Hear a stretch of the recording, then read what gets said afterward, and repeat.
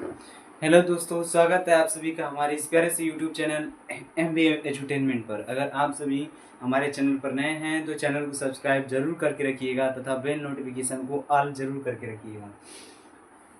आज हम पढ़ाने वाले हैं कि जो हमारा क्लास 12 का फिजिक्स जो है चैप्टर नंबर 1 वैद्युत आवेश तथा क्षेत्र, उनमें का जो यूनिट 2 है यानी कि वैद्युत फ्लक्स तथा गॉस का नियम जो है वो आज हम क्लियर करने वाले हैं। जिसमें जो पहला टॉपिक है वैद्युत फ्लक्स, उसे आज हम पढ़ने वाले हैं। ठीक, बहुत ईजी तरीके से, बहुत सरल तरीके से, ठीक, जो यूपी बोर्ड 2026 में आने वाले हैं। ठीक, इसलिए लास्ट तक वीडियो पर बने रहें। शुरू करते हैं कि आखिर वैद्युत फ्लक्स क्या होता है, जिसे इंग्लिश में हम इलेक्ट्रिक फ्लक्स कहते हैं। ठीक, तो सबसे पहले हम फिगर को समझ लेते हैं, उसके बाद परिभाषा और मात्रक सब समझ लेंगे। सबसे पहले हमें क्या करना है कि एक गॉसियन या इमेजिनरी सरफेस खींच लेना है, यानी काल्पनिक पृष्ठ खींच लेना है। ठीक, ड्रॉ कर लेना है। उसके बाद इसकी परिभाषा जो है कि ये एक बना लेंगे वैद्युत क्षेत्र की तीव्रता, यानी कि वैद्युत क्षेत्र जो है, वैद्युत क्षेत्र रेखाएं, यानी वैद्युत ये प्रदर्शित करता है कि वैद्युत क्षेत्र रेखाएं में इस काल्पनिक पृष्ठ को रखा गया है। ठीक, क्या किया गया है? रखा गया है। तो इसमें से जो क्षेत्रफल है वो किसके लंबवत होगा, यानी कि वैद्युत क्षेत्र की जिस दिशा में वैद्युत क्षेत्र होगा उसी दिशा में क्या होगा, उसी दिशा में हमारा एरिया भी होगा, यानी क्षेत्रफल भी उसी दिशा में होगा। ठीक, तो ये फिगर समझ लिया। अब फिगर से हमें क्या बनाना है? परिभाषा बनाना है। हमें कुछ याद नहीं करना है, केवल फिगर से ही परिभाषा बनाना है। तो क्या लिखेंगे यहाँ पर कि ये वैद्युत क्षेत्र में इसको रखा गया है, तो क्या लिखेंगे साइंटिफिक लैंग्वेज में? तो लिखेंगे यहाँ पर किसी वैद्युत क्षेत्र में स्थित, क्या लिखेंगे?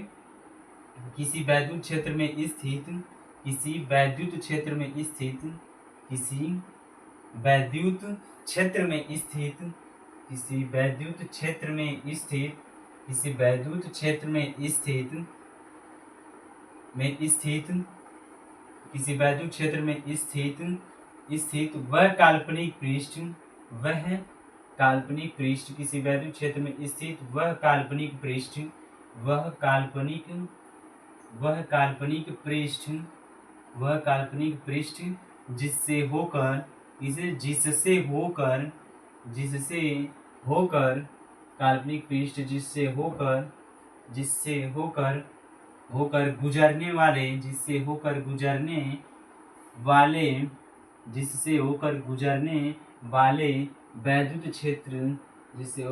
वाले वैद्युत क्षेत्र रेखाओं को, वैद्युत क्षेत्र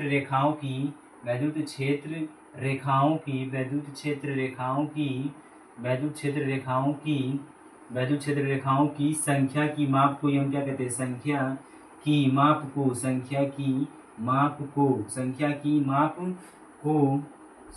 माप को वैद्युत फ्लक्स कहते हैं। संख्या की माप को हम क्या कहते हैं? वैद्युत फ्लक्स कहते हैं। वैद्युत फ्लक्स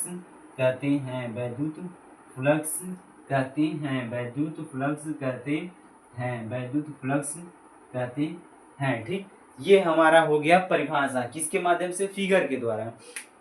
फिगर के द्वारा हमने क्या लिखा है कि किसी वैद्युत क्षेत्र में स्थित वह काल्पनिक पृष्ठ, यानी वैद्युत क्षेत्र है उसमें काल्पनिक पृष्ठ को रखा गया है। ठीक, तो यहाँ पर हमने क्या बताया? जिस दिशा में वैद्युत क्षेत्र की रेखा होगी उसी दिशा में हमारा जो होगा सरफेस का एरिया होगा, यानी काल्पनिक पृष्ठ का क्षेत्रफल होगा उसी दिशा में। ठीक, ये आप सभी को क्लियर हो गया। तो हमने क्या लिखा? साइंस का सब्जेक्ट है, साइंटिफिक लैंग्वेज लिखना पड़ेगा। तो क्या लिखा आपने कि किसी वैद्युत क्षेत्र में स्थित वह काल्पनिक पृष्ठ जिससे होकर गुजरने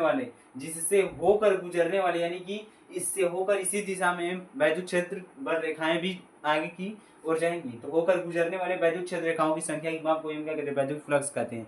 या यह कह सकते हैं कि किसी काल्पनिक पृष्ठ से होकर गुजरने वाले वैद्युत बल रेखाओं की संख्या की माप को हम क्या कहते हैं? वैद्युत फ्लक्स कहते हैं, यानी इंग्लिश में इसे इलेक्ट्रिक फ्लक्स कहते हैं। ठीक, आप समझेंगे इसे किससे रिप्रेजेंट करते हैं और इसका मात्रक क्या होगा, आखिर इसका मात्रक क्या निकल सकता है और इसका बीमा क्या होता है, जो यूपी बोर्ड 2026 में आ सकता है। तो यहाँ पर लिखेंगे कि या तो सबसे पहले सदिश राशि, ये तो हम लोग जानते हैं, ये लोग यानी कि ये यानी अदिश राशि हो जाता है, cos थीटा इसमें आता है। तो इसे फाई ई से रिप्रेजेंट करते हैं। इसे फाई ई से क्या करते हैं? इंग्लिश में कहते हैं रिप्रेजेंट करते हैं और हिंदी में कहते हैं प्रदर्शित करते हैं। क्या करते हैं? प्रदर्शित करते हैं। इतना क्लियर हो गया? प्रदर्शित करते हैं। ठीक, ये हो गया। तो ये मेन फैक्ट है कि इसे किससे रिप्रेजेंट करते हैं, फाई से रिप्रेजेंट करते हैं। ई क्या बताता है, इलेक्ट्रिक फ्लक्स है, यानी कि इलेक्ट्रिक क्षेत्र यानी वैद्युत की बात की जाए इसलिए वैद्युत फ्लक्स है, और फाई को फ्लक्स कहते हैं, और ई ये पहचान है कि इलेक्ट्रिक यानी वैद्युत फ्लक्स है। तो अर्थात यहाँ पर क्या लिखेंगे, अर्थात यहाँ पर क्या लिखेंगे, अर्थात यहाँ पर क्या लिखेंगे कि फाई ई बराबर जो होता है, फाई ई बराबर जो होता है वो क्या होता है, ई ए कॉस थीटा होता है। क्या होता है, ई ए कॉस थीटा होता है। फाई ई बराबर क्या होता है, ई ए कॉस थीटा होता है। ये हमारा फार्मूला है, ठीक। ऐसा कोई नहीं बताएगा, बहुत ही इजी लैंग्वेज में आप बताएंगे कि इसका मात्रक क्या होता है। तो यही समय निकालना है कि इसका मात्रक क्या होता है। तो यहाँ पर हम लोग क्या करेंगे, दो लाइनें बना लेंगे लोग ऐसे। अब यहाँ पर बना लेंगे दो मात्रक जो है कि मोस्ट इंपोर्टेंट रहता है इसके लिए। यहाँ पर क्या लिखेंगे लोग, मात्रक। क्या लिखेंगे लोग, मात्रक। तो इसका मात्रक क्या हो जाएगा, क्या हो सकता है इसका मात्रक, मात्रक यानी कि ई, यानी कि मात्रक इसका निकल जाएगा, ब्रैकेट में फाई ई लिख दीजिएगा, मात्रक बराबर क्या निकल जाएगा, ई यानी वैद्युत क्षेत्र। तो वैद्युत क्षेत्र का जो मात्रक होता है वो क्या होता है, न्यूटन प्रति कूलम। तो क्या लिखेंगे लोग, न्यूटन प्रति कूलम लिखेंगे लोग। क्या लिखेंगे लोग, न्यूटन प्रति कूलम। ठीक है, ये हो गया। ठीक, अब ए जो है वो क्षेत्रफल है, तो क्षेत्रफल का मात्रक क्या होता है, मीटर स्क्वायर। क्या होता है, मीटर स्क्वायर। ऐसे लिख देंगे लोग, मीटर स्क्वायर। तो मात्रक क्या निकल जाएगा, न्यूटन मीटर स्क्वायर प्रति कूलम। क्या निकल जाएगा, न्यूटन मीटर स्क्वायर प्रति कूलम, न्यूटन मीटर स्क्वायर प्रति कूलम, न्यूटन मीटर स्क्वायर प्रति कूलम। ये हो गया हमारा सिंपल किसका, फाई ई का मात्रक हो गया। क्या हो गया, फाई ई का मात्रक हो गया। कौन वाला, एसआई मात्रक हो गया, यानी सिंपल वाला। ये जो है कि वो हमें मात्रक मिलता है कि फाई ई बराबर न्यूटन मीटर स्क्वायर प्रति कूलम होता है। लेकिन जो पेपर में पूछा जाता है वो हम बताने वाले हैं। इसका जो दूसरा मात्रक होता है वो बहुविकल्पी में पूछ लिया जाता है 1 नंबर का, वो भी हम बता दे रहे हैं आप लोगों को। क्या होगा यहाँ पर जो है कि सेकेंड जो मात्रक होगा, यानी कि फाई ई का मात्रक, फाई ई का सेकेंड मात्रक जो होगा, फाई ई का सेकेंड मात्रक जो होगा वो क्या होगा, मोस्ट इंपोर्टेंट होगा। क्या होगा, मोस्ट इंपोर्टेंट है, मोस्ट इंपोर्टेंट है जो 2026 में ये आएगा। तो क्या हो जाएगा, इसका पाई का मात्रक हो जाएगा।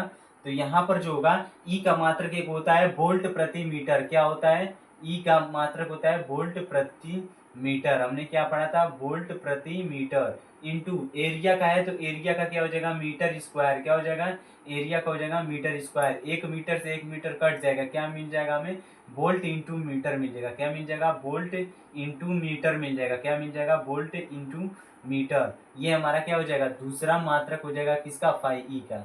दूसरा क्या हो जाएगा, फाई ई का, ये हो जाएगा हमारा मात्रक हो जाएगा। ठीक ठीक, यहाँ पर जो है ई का हमने लिया एक बार मात्रक न्यूटन प्रति कूलम का, और दूसरा बार लिया हमने वोल्ट प्रति मीटर का। ये हमारा रहा मेन फैक्ट जो मोस्ट इंपोर्टेंट है 2026 के लिए। इसे स्क्रीनशॉट ले लीजिए, 2026 में आने की संभावना है। फिर अगले वीडियो में मिलते हैं गॉस के नियम से। ठीक, अगर आप चैनल पर नए हैं तो चैनल को सब्सक्राइब जरूर कीजिएगा। इसी तरह सिंपल भाषा में हम पढ़ाते रहते हैं।